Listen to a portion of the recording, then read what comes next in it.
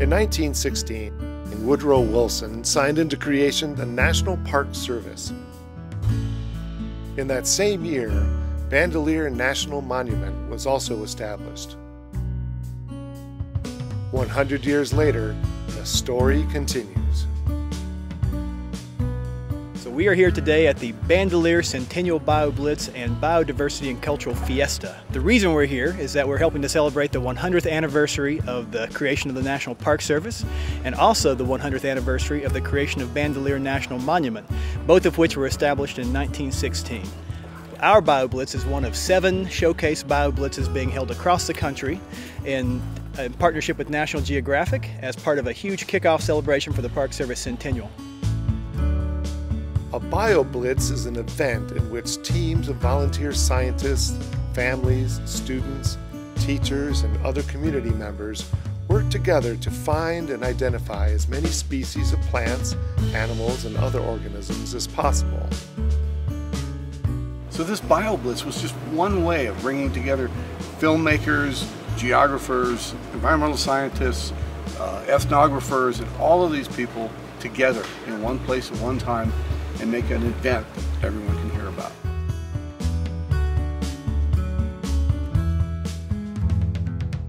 I'm amazed at how much stuff they have actually done to document what has happened after the flood and whether the biodiversity is up or down or changing and what have you. And the thing is that the park is doing an excellent job of documenting that, and every year it's going to be different. I can guarantee it. And that's one of the big focuses of BioBlitz, all BioBlitzes, but especially the Centennial BioBlitz, is to try to bring in a lot of non-scientists to help experience science, experience national parks and public lands, and also to really put a big focus on youth and try to help create the next generation of park stewards and environmental stewards. It just amazed me how many of those kids absolutely fell in love with this place. And they were so interested in collecting bugs and collecting, things that were flying and things that were not flying and things that were swimming. And I swear there must have been half a dozen said, I want to be a scientist when I grow up. And many of them hopefully will become park rangers.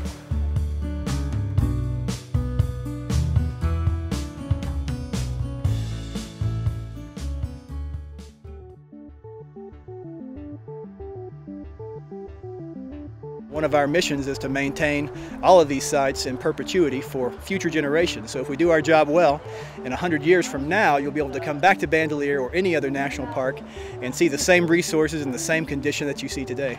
We have, in almost every case, something very unique ecologically, biologically, geologically. The bottom line is, it is in America's best interests to save this.